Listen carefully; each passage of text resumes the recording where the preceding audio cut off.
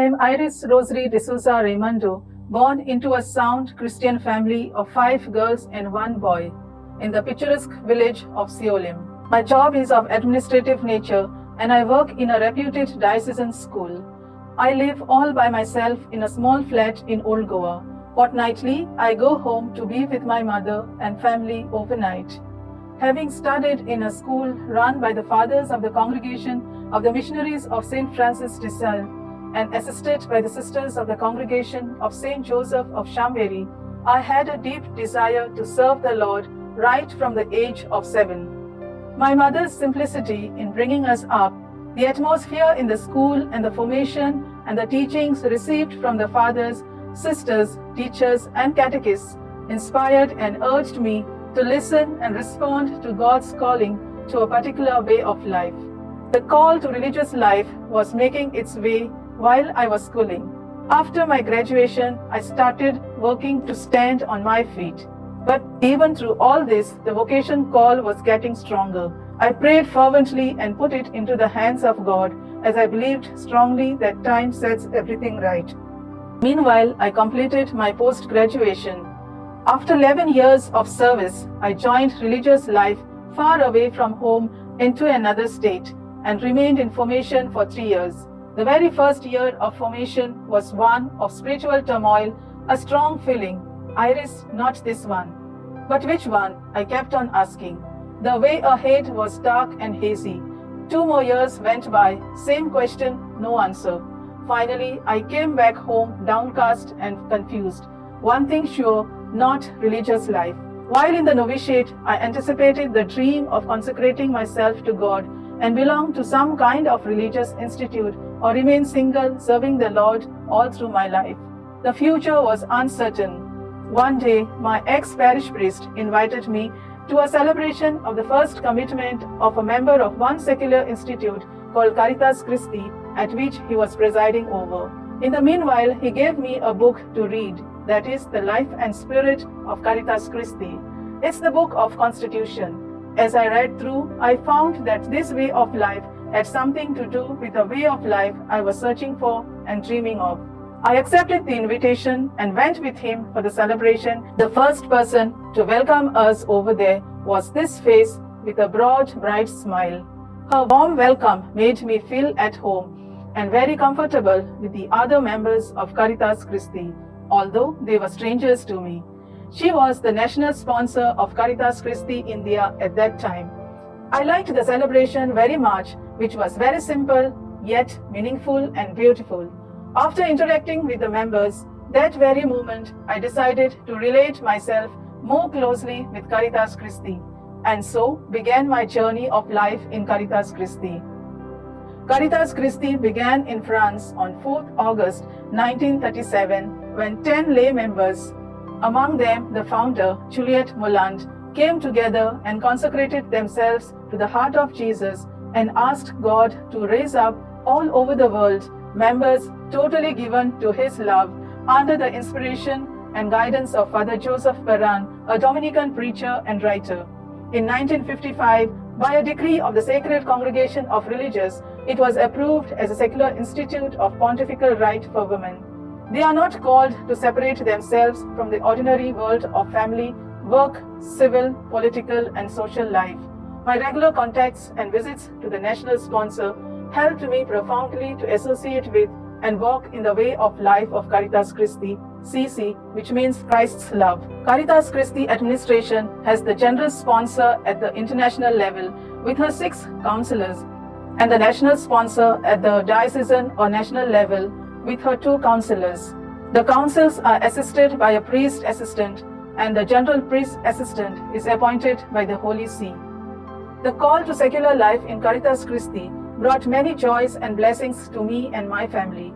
I was blessed with a suitable and sustainable job, as one of the principles in CC is to have a sustainable job or income for oneself, as the member has to meet her needs on her own. After coming back from the convent, I wanted to move out from my home place and work with people with whom I had no contacts, living among the people in the world and yet being different from them. A noble couple offered me a house, a flat to live in without any cost or rent. I am an active member in my parish, in the parish council as catechist, extraordinary minister of the Eucharist, etc., and at the diocesan level. I am also the secretary of the Executive Council of Secular Institutes in India. The happiest moment in my life was the day when I first committed myself to God in Caritas Christi on 27 October 2008, taking the vow of celibacy and the promises of poverty and obedience. My heart was full of gratitude to my Lord, and I saw nothing before me that would ever stop me from giving myself totally to God. After renewing my temporary commitment for 4 years and a year of pre-definitive period, I committed myself totally in CC, making my final donation on 27th December 2013. These 16 years of CC way of living has enabled me to grow in deep relationship with Jesus and has helped me to carry myself in a more mature and better way so as to understand a common man's daily struggles. The source of strength for my daily living is the Eucharist. Participation in the daily Eucharist gives me tremendous grace and helps me to carry on with my daily activities with ease, making myself one with the risen Lord. As a CC member, I have to live as a lay consecrated person without a community. And the best way to live this life of consecration is being human, thus becoming one with others, putting myself into their shoes first. Caritas Christi calling has given me a deep sense of fulfillment and satisfaction. There is no restlessness as before, but just peace of mind and heart. My commitment and dedication to the Lord in CC increases day by day as I look to Him for the grace to love Him and make Him loved in the way He has chosen for me. And this is the charism of Caritas Christi, to abide in the love of God, loving Him and making Him loved in the place He has chosen for me. I'm surprised and amazed in the way that I unite myself in CC to the other members despite the differing conditions and circumstances of the ways I live out my vocation, which helps me to make my life really a response to the divine love. I'm happy and content to say that I belong to CC. My one desire is to work for CC and make CC known to the world at large. The Lord has planted to bloom 1,400 members of Caritas Christi in all the 7 continents of the world, and India is blooming with 41 consecrated members, 6 in initial formation and 14 enquirers in the states of Maharashtra, Gujarat, Karnataka, Kerala, Tamil Nadu and Goa. The Gospel of Mark, chapter 16, verse 15 tells us, "Go into all the world and preach the good news to the whole creation."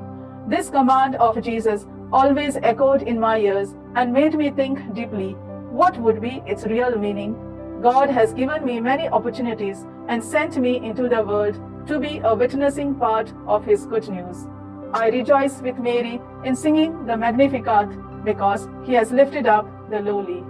God bless each of us to live our chosen vocation in the way He wants to live in this world. I end with this short video song for you all.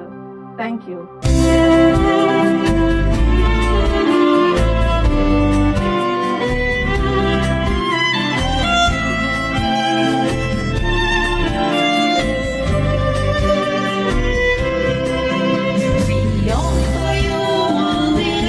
This life, the tiny flame of our rainbows to light.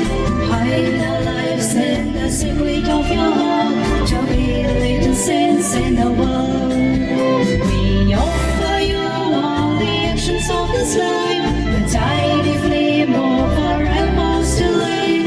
Hide our lives in the secret of your heart, to be the little saints in the world.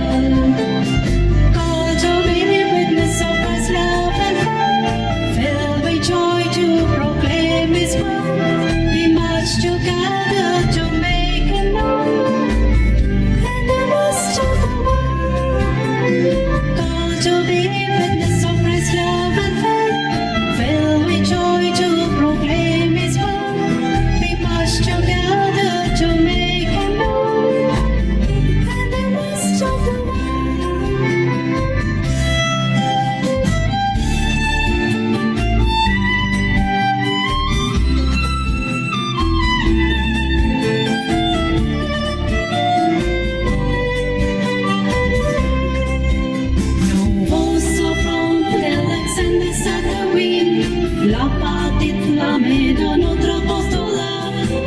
Cascino dans la soupe de votre cœur, poète et dissolvant les mondes.